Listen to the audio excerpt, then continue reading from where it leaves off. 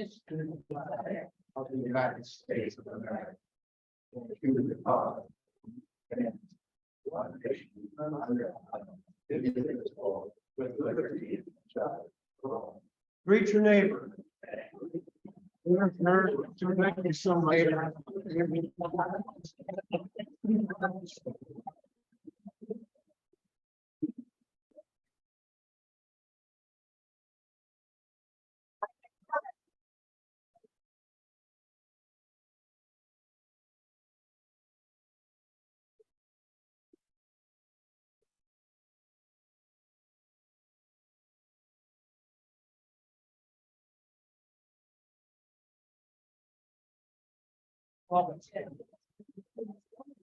Today's invocation will be given by Kim Sayers.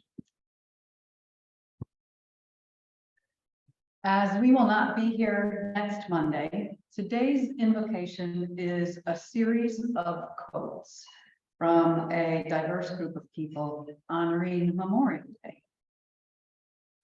From John F. Kennedy, as we express our gratitude, we must never forget that the highest appreciation is not to utter words, but to live by them.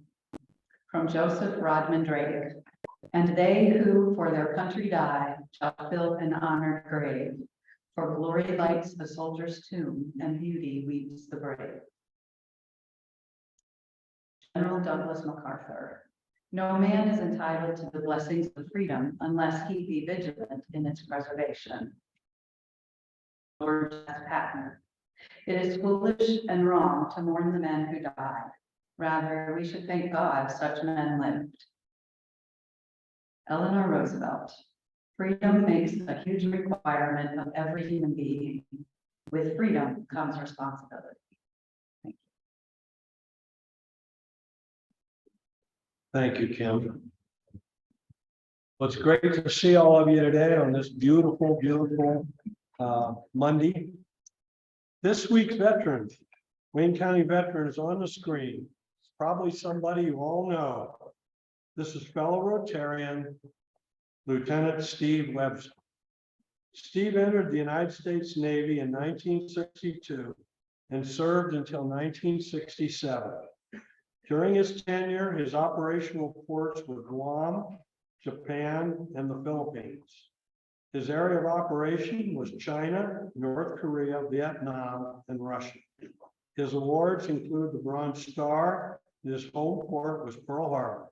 Steve is truly a Wayne County hero.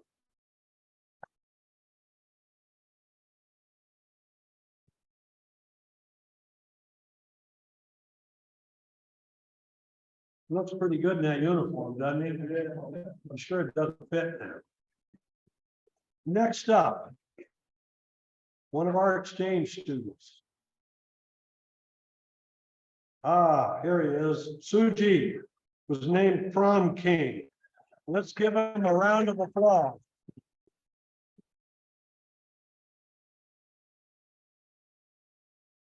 He's only been here for about 9 months, and already everybody seems to like him, okay, which is amazing. You put yourself in his shoes. Could you go over to India and be elected prom king or whatever in 9 months? I don't think so, okay? And so we salute you. Now, he's only got a couple more weeks and then he's gone. And Azumi then is around for another month, I think. So they've been great this year, and the Rotary Exchange program to me is one of the best we have. Last Monday, Secretary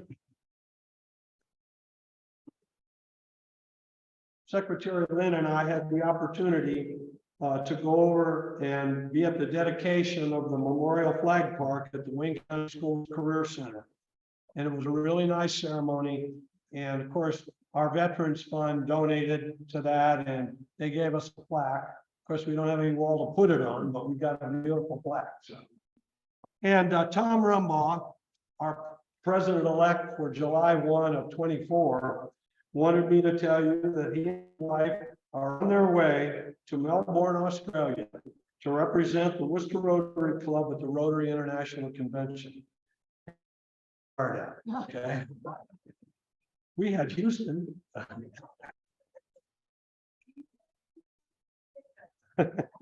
All right, past President Kim and the Secretary's report. All right.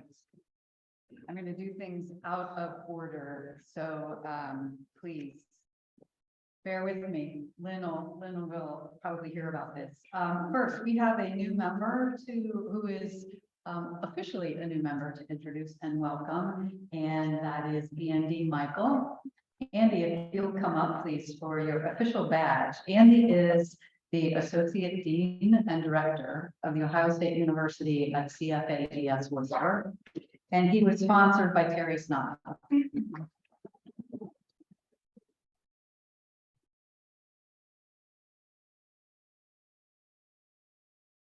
Speaking of Terry's naughty, Terry has our traveling microphone today, and we will start and wrap up with our exchange students who have a few comments.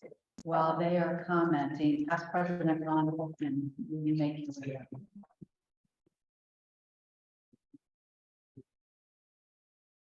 Morning, everyone. So it's been last couple of weekends, it's been pretty good.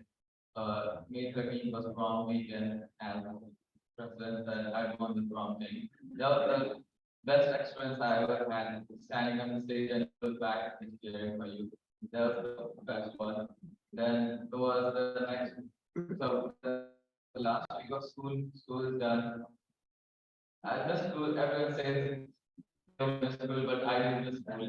That experience again. And it's been pretty good. And so Anthony was with me to the shooting game. It was pretty good. I had a really good experience. I didn't miss a single job, so it's been pretty good. I think this will be my second last meeting. So thank you.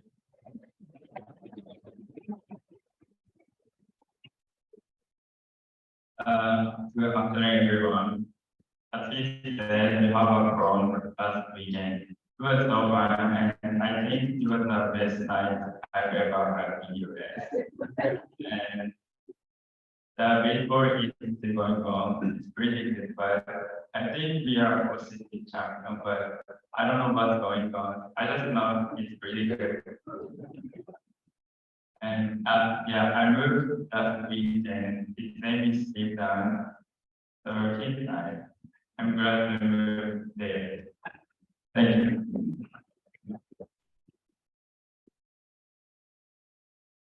Past President Ron Holton has an announcement. Thanks, Kim. I'm pleased to tell you that our anniversary project at Oak Hill Park is now complete. The city will be installing 3 benches this week.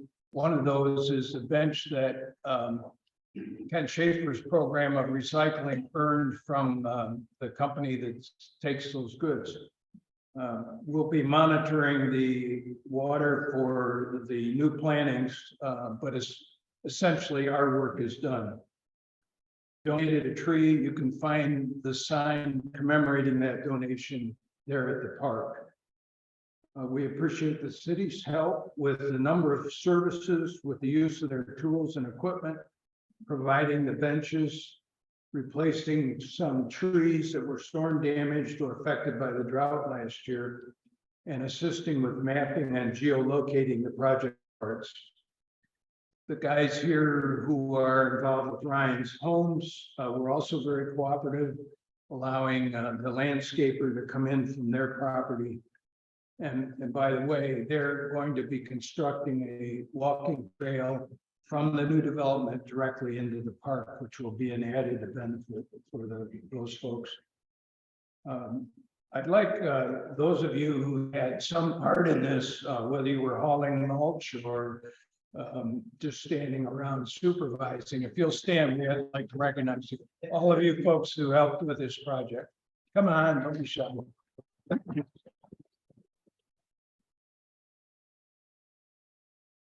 Thanks very much. I urge you to stop out there and take a look. It looks pretty good. We have a number of guests today. But rather than using our traveling microphone, our President Greg will introduce his guests. Runs, the park is really amazing, and we are going to be having a meeting out there. We'll meet out there sometime in probably August or July, maybe. We'll coordinate that with the city because of the new roundabouts and everything, so, but it's an amazing place, and I think you'll all be very, very impressed with, what we've done, and Ron's committee and everybody has worked really hard. Thanks for the bench, Ken, that was a great project. I have 8 guests today, so just bear with me. It'll only take me a few minutes. Okay, as I mentioned you, please stand up and wave to the crowd. First is Richard Winkleman, my friend and comrade in arms. He's a retired sergeant major and a Gold Star father.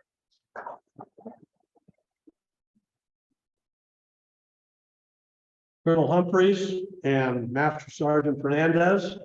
They are from the Kent State, obviously ROTC program. You've seen them before on Veterans Day. Colonel Humphreys is changing stations and will be going to Redford Army Ammunition Plant to assume command of her new unit. So we're very excited for her, and we wish her the best. Thank you. Next is Tom Hoffman. You've met him before. He's the Senior Director of Advancement of the Ambassador Crawford School of Business and Entrepreneurship at Kent State. And of course, my friend, General Carmody, Todd, you all know him. He spoke on Veterans Day. He's the current board chairman of Wayne Insurance Group and former CEO. And he's also a retired Major General. And he told me he was one of his subordinates was General Harris over in Kosovo, which I find very interesting.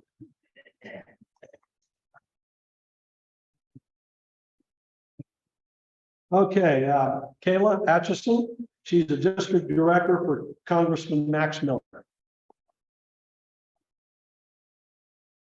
Dana Kierstead, retired Air Force, I believe, and a minister, pastor. What? Just tired. Tired. We got Bill Albright, who's a legislative liaison. And Captain Jackson, aide to General Harris.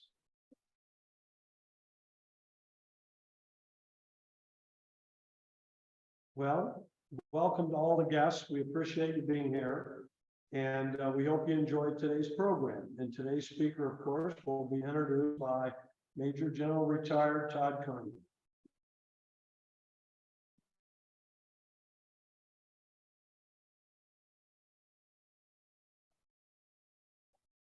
It's big print, John. I won't take it.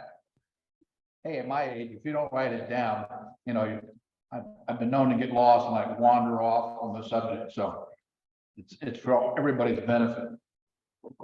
My distinct pleasure to introduce Major General John Harris, the Adjutant General for the great state of Ohio, and to thank you for taking time to speak to us today.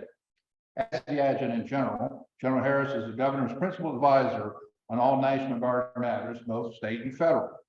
He oversees the Ohio Air Force National Guard, the Ohio Military Reserve, and the Ohio Naval Militia. How many people knew that we have an Ohio Naval Militia? 1, 2. Yeah, okay, some of you guys have to know that. And the current strength of all these different organizations is 16,000 personnel. General Harris enlisted in the Ohio Army National Guard in 1981, was commissioned in 84 through the Ohio Officer Candidate School Program. He's commanded troops at the platoon, company, squadron, and Joint Force Headquarters level. He had a significant career as an Army aviator and has flown attack, reconnaissance, and utility helicopters. He's rated as a senior Army aviator. He's also a graduate of the Army War College. General Harris spent many years as the Deputy Chief of Staff for Personnel and the Assistant Adjutant General for Army, meaning he was in charge of all the Army side of the Guard. Before being appointed the Adjutant General in January of 2019 by Governor DeWine.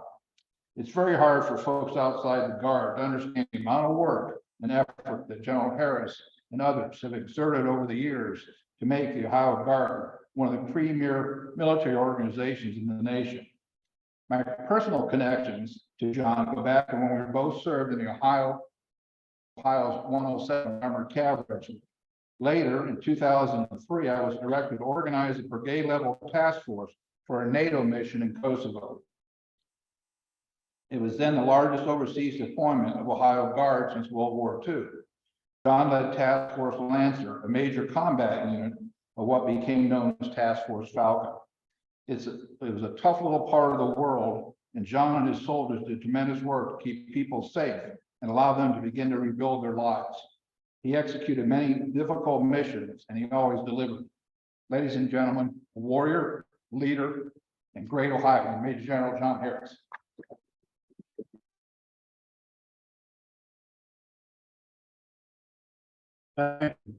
Incredibly humbling to have an introduction like that from a man I hold in such high regard. I'm here today because Major General retired Todd Carmody asked me to come. And I will tell you, if we're in the middle of the Sahara Desert and Major General Todd Carmody asked me to come, I'd be there and bring water. And I bring water. That's how much love and respect I have for him. He's been a friend and more importantly, a mentor and a leader for me for a very long time. And I will tell you, one of the most important lessons I learned as a leader was from him.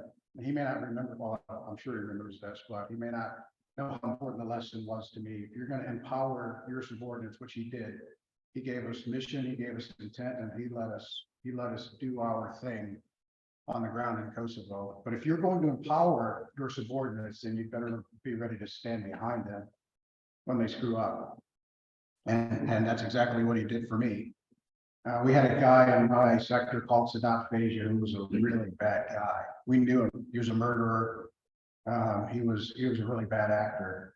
And one night, in the middle of the night, I got a phone call from an informant. We knew exactly where he was. And we did a cordon and search operation, and we were going to roll this guy up. And quite frankly, in short, we botched it. My team and I botched it, and he got away. In fact, one of my guys almost got killed because he ended up inside the house where Sadat Fazia and his brothers. And the next morning, in the wee hours of the morning, when I reported to General Carmody, I was certain I was about to be relieved from my command for letting him get away. But that didn't happen. We spent the next hour or so just one-on-one talking about what had gone wrong, what we should have done differently, and how we would do it differently the next time. And I left that mentorship session a better officer, a better leader, but most importantly, learned a very valuable lesson about standing behind the people that you lead. And I'm sure he took a lot of flack for that, but he was a buffer for me. So, sir, I'm eternally grateful for that, all the mentorship that I've gotten from you. And I wouldn't be here today standing in front of these folks. Number one, if you hadn't invited me, and number two, if you hadn't taught me to be the kind of officer that I am today. So thank you for that.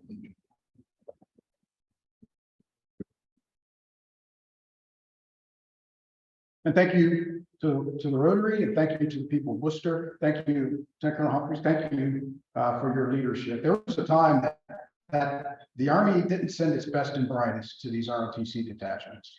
They were, quite frankly, they were terminal assignments. They were folks who were getting back home and wanted to make their way to transition to their retirement jobs. And now, when you look at the quality and the caliber of people that the Army puts in these detachments to train future leaders for our country, I couldn't be more proud. So congratulations on your way to command. That's the kind of person that we need teaching our future leaders. So congratulations to you.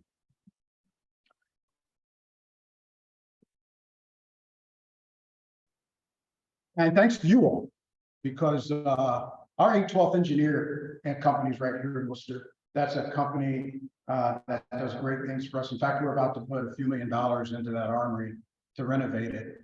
Number one, because we plan to stay here for quite a while, because partnership with communities like this is what makes the Guard what we are. Every one of you probably knows a Guard member. You probably know a Guard member who's deployed once, twice. We have members in the Guard who deployed 7, 8 times over the course of their careers, and that's not possible That's not possible without the support of communities like this, employers who support them, community members who send them off and bring them back honorably and show their appreciation every time those units come and go. So thank you for that, because that is the essence of who we are as the National Guard. In addition to the federal mission, General Carmody talked about our state mission, our mission to support the communities and be here to respond for the people of Ohio, quite frankly, is the highest standard of readiness that we have for the individual members. May not be the toughest. I'll talk about what I think is the toughest here in just a minute, but the highest standard that we have for our individual readiness is the requirement to respond here in the homeland. Because that mission is come as you are.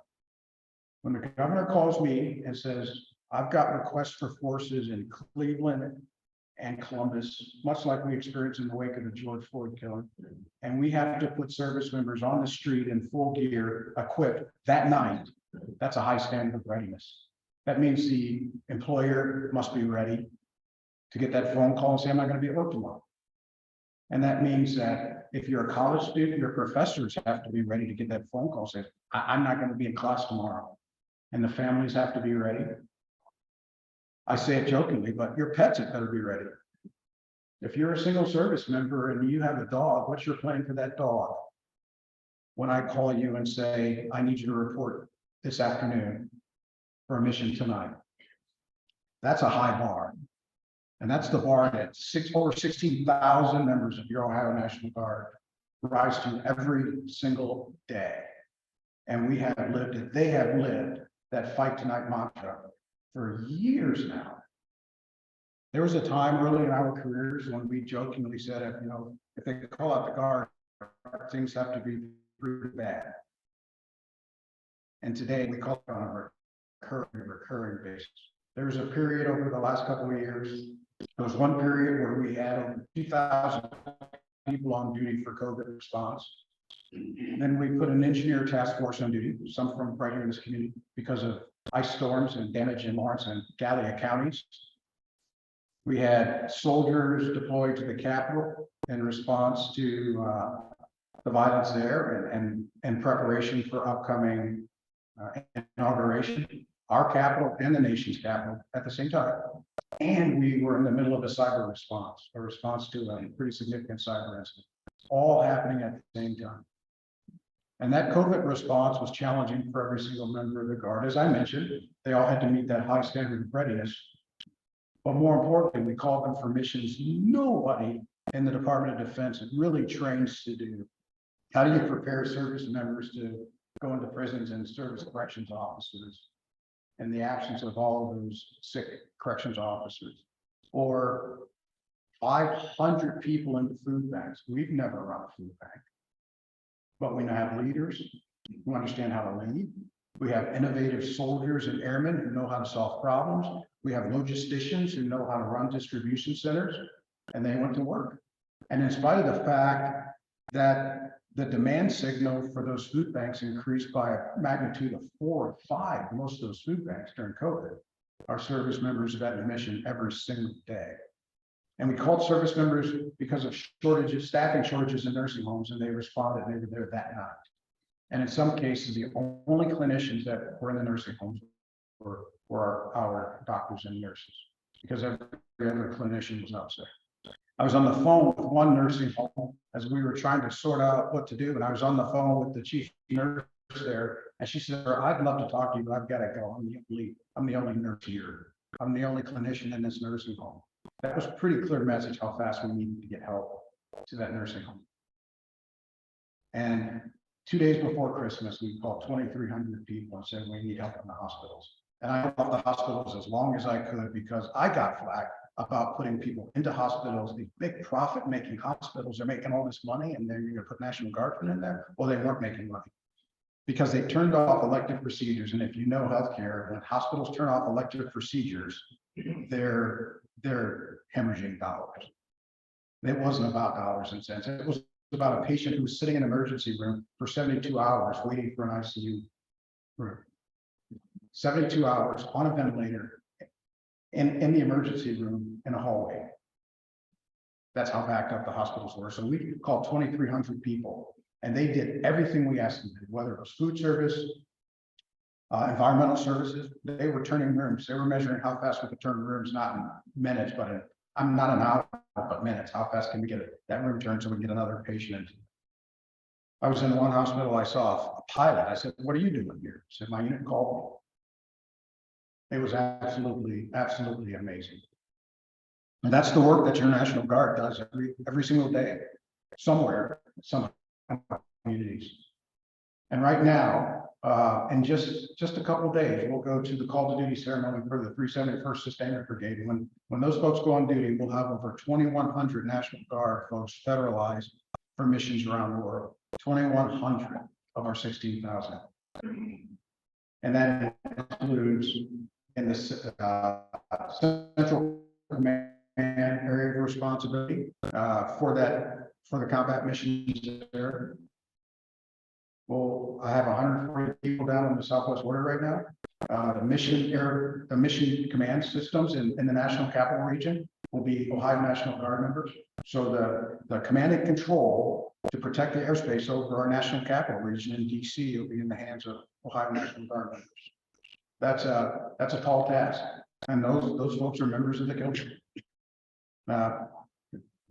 Bill Albright was introduced here. Bill's an air defender. He'll be one of the folks who someday will do that mission. He's done the CRAM mission overseas. We're literally shooting down projectiles in flight to protect our bases. And I will tell you, because of the work that our folks have done, tens of thousands of soldiers, sailors, airmen, Marines have come home to their families because of the great work that Ohio National Guard members have done. So the challenges continue to mount for us. I'd love to tell you that I promised my wife that it's going to slow down somewhere around the corner. Around the corner, it just never gets here. And our challenges continue to mount. Our greatest challenge right now, quite frankly, is getting ready for China. We have an obligation and our responsibility to our young soldiers and airmen in my charge are preparing for China. That means transitioning from what we call counterinsurgency, where we're focusing on the population and influencing population, to going back to large-scale combat operations, focusing on the terrain and the adversary, and fighting large-scale operations against a peer or near-peer force. And it's way more complicated than it was when General Harmon and I started out in the combat business, because we thought we were pretty advanced, thinking about air power, land power, and maritime power. We studied that stuff in war college. Now we have to think about air power, land power, maritime, cyberspace, and space, because those are very real domains of conflict that will have an absolute influence on the next time we have to do this. I say if we have to do this, but the next time when we have to do this, because anytime we have a rising power and a dominant power, there's going to be friction points. We're in that right now. So that's our obligation, is preparing for large-scale combat operations against a near-peer competitor, and in some places, in some domains, a competitor who has advantages. And let there be no doubt that the Chinese have every intention of bringing the next conflict to every single everyday American. You can plan on life being disrupted. You can plan on cyber attacks in every aspect, every domain. You can plan on economic systems being challenged. You can plan on unemployment checks stopping. You can plan on absolute disruption of the lives of everyday Americans, because we already know what the Chinese are doing out there in cyberspace. My folks respond to it all the time. In fact, I've got 29 people who are deployed right now to the United States Cyber Command, conducting offensive operations. And we know what our adversaries are up to. But I think we're up to the challenge. You know, we tend to believe that we will always prevail because we're Americans. Because we're Americans and we always prevail. Well, frankly, that's BS. It's not just because we're Americans, but it's because of the values that Americans hold. Values that are important to organizations like this, like service, selflessness, doing something greater than yourselves. That's why America will always prevail. And that's what we inculcate into every single one of our soldiers and our airmen.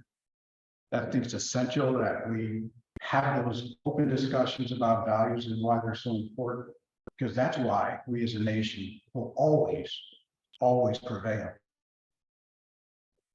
Our other challenge besides China was that very thing, it's finding the young men and women to join our ranks. Every uniformed service, with the exception of the Marine Corps, has struggled with recruiting right now. All the DoD is struggling with recruiting, and that's for three primary reasons. It's what I call the perfect storm. Number one, the demographic is shifting. There aren't as many young people, and that group of recruitable age population gets smaller and smaller every year.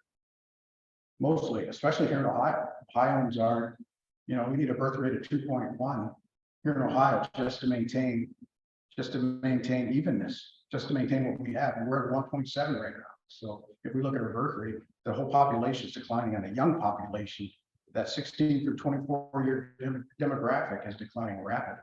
And then inside of that demographic, only 23% of those young people qualify for military service. They're disqualified because they have some sort of moral infraction. They're disqualified because they can't pass the entrance exam, or they're disqualified for some sort of physical disqualification. We've got a new system that goes back and looks through all the electronic medical records, and the number of young people who have been on medications for whatever, or that sports injury that kid had when he was in high school. All that stuff pops up now when they review those electronic records, and we have to get waivers for just about everybody who joins the military these days. So we have a declining population, and inside of that declining population, we have only 23% of it that's able to meet the standards to join the military. And the challenge that we have that I think we all should address, this is where the values come in, are their perceptions about military service. The propensity to serve, the likelihood that these young people are going to join the military continues to decline. Most of it is because of misperceptions about military service. Fewer and fewer households have that military member, mom, dad, grandma, grandpa, who's served, who's teaching them about military services. Only about 0.7% of our population serves. Fewer households have, and in many cases, because of misperception, the influence is the opposite direction. 57% of those young people believe that if they join the military, they will leave it with some sort of psychological or emotional bond. Now, we all know that's not true. But if we look at the messaging that they're getting through social media and just about every other medium, that's the message they're getting. So I think it's important that all of us not only talk about values, but talk about what happens as a result of military service, that you come out more resilient, more employable, with leadership experiences, and the benefits of what it really means. How military service truly makes you better, a values-based individual. We all need to message that to counter the negative messaging that's going on out there. Some of the negative messaging, quite frankly, is totally unintended. If you look at the number of organizations that are raising funds to support veterans, all for a good cause, their messaging is we need to help these injured, these harmed veterans. And we never finish the message. While most veterans leave the military more resilient, more employable, values-based, there are those who leave the military harm.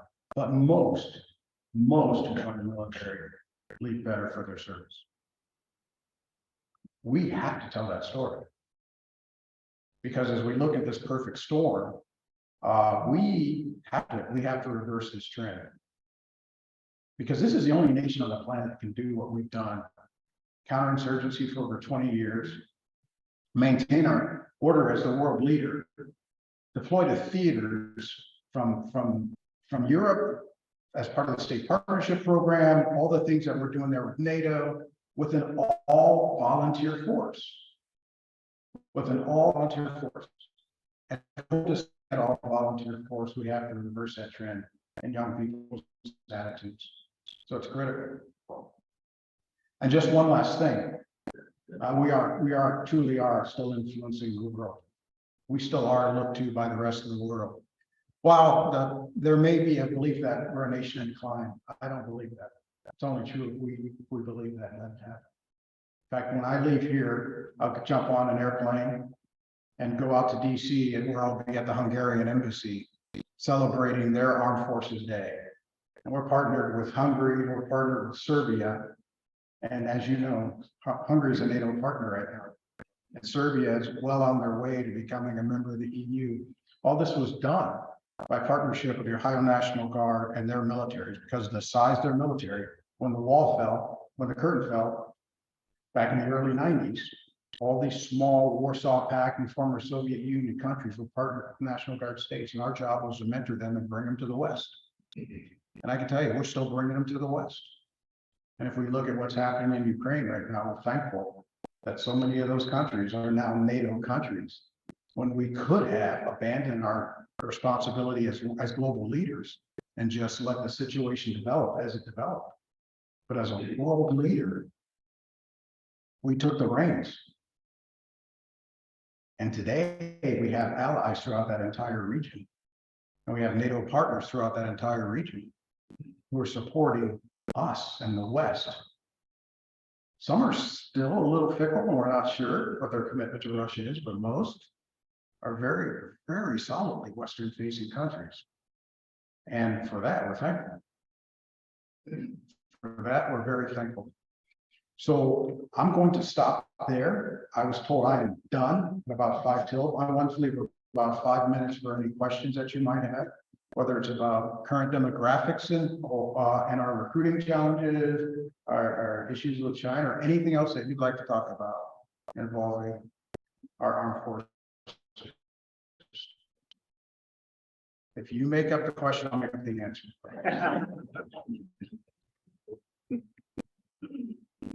Thank you. Thank you very much for your service and for being here today.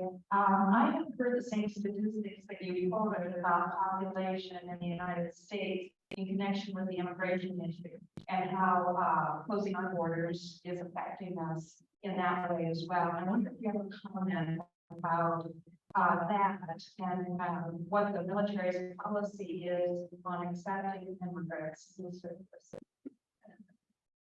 As I mentioned, the New York National Guard, and I don't know where all the other branches of the service are, but just about every branch of the service had or is going to have some sort of pathway to citizenship that gives folks an opportunity to expedite citizenship in exchange for their service, their military service to the country.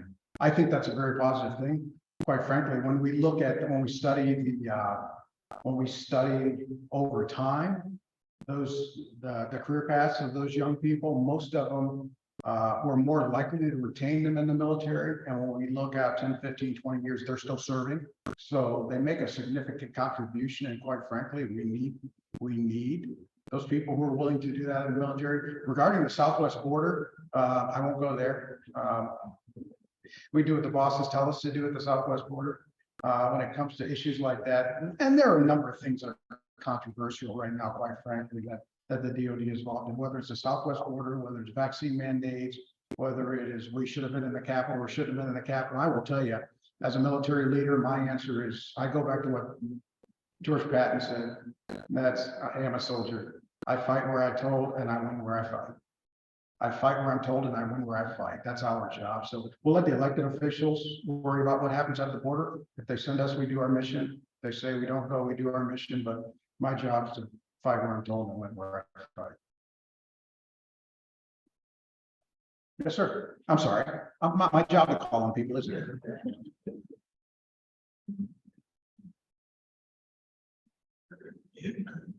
Thanks for coming. I wonder if you could just give us a brief summary of the benefits available to folks who serve in the nation, such as education and things.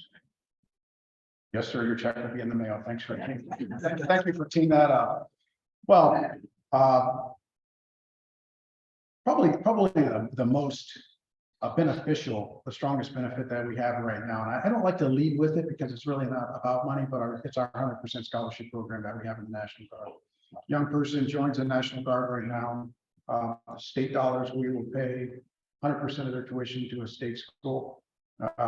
Average of state school if they go to a private school. And in the past year, I went down to the General Assembly and they changed the law so that now we can use that scholarship program also for certifications and licensures and credentialing. Because quite frankly, not every young person needs to go to college, and I think that we as a nation are realizing that right now. And quite frankly, those folks, the solid middle class and the trades and those folks with credentials that I think that helps build that workforce that we need here in Ohio. So we've made that change. In addition to that, if a person deploys, of course, they're eligible for the post 9/11 GI Bill, which is amazing. 4 years of college, room and board, that sort of thing.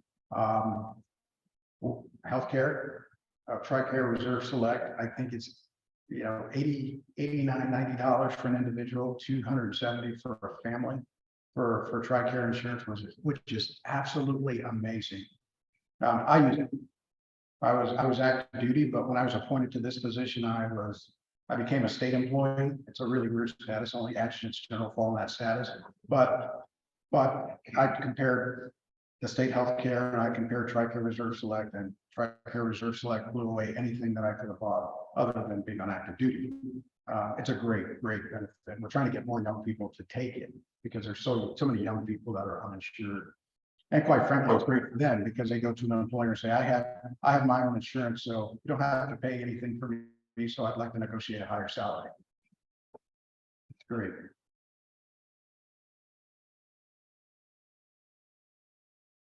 Thanks, General, welcome and great to have you as a service person. Thank you. So as the generals who went there, in your history of studying, who would be the 2 or 3 top military commanders in the United States? You would kind of say, those are the people that, I inspired you as a general. Well, there have been a couple of generals. I will tell you, I used to read every leadership book I could get my hands on. My recommendation is spend time reading books, autobiographies or biographies on people that inspire you. I think they're a lot more productive as leadership development tools than just reading leadership book. Anything that has leadership on the cover, because I realize that any Muldoon can write a leadership book. Honestly, a lot of academics who have no real leadership experience, but reading books by people who inspire you, I think is most important. 2 people, one, George Patton, because George Patton was a real dude. He had done so much in his life. He'd been an Olympian, a fencer. He brought the modern cavalry tactics. He wrote those manuals for the Army to modernize. He went to France, studied swordsmanship, and came back and modernized the Army's cavalry tactics. He was just a guy who always got after it. He's known for kind of his bluster and being kind of that over the top alpha male kind of leader, but there was so much more to George Patton. He was really a substantial leader. And the other is General Marshall, because he was selfless. General Marshall could have just insisted on going to the front lines and being a combat leader during the Second World War, but he made the sacrifice of staying in the Pentagon as Chief of Staff of the Army, because that's where he was best suited. And we need people who were the institutional side of the Army of any military service is way different than the operational side. And people who understand and can run the institutional side of these crazy organizations and make them work and make the relationships with Congress work, they're very rare. General Marshall was one of those, and he knew it, and he knew that's what his place, in spite of the fact that he probably wasn't going to get the same honors and decoration and accolades as the battlefield commanders. He stayed where he was needed. That's very inspirational. Thank you for that. And I think General Marshall might have been the greatest man in 26, right? He never wanted to, he take over, right? He decided to take the greatest. I think this is analogous to getting the hook. And the boss said, thank you very much.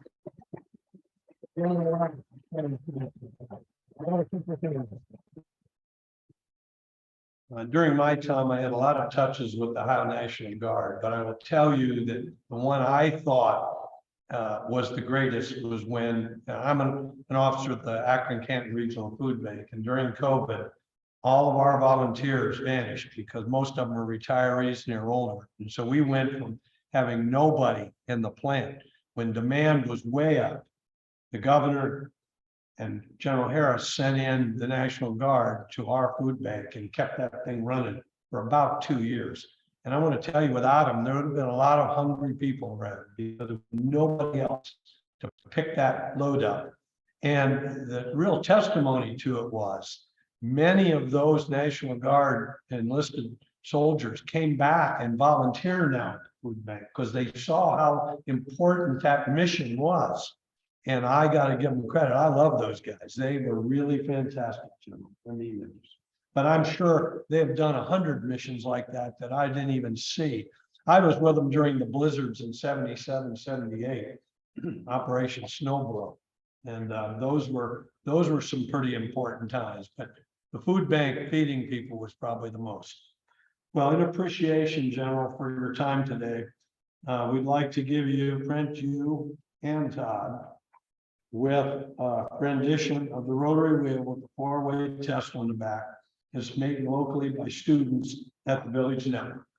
And thank you for your service and everything you do.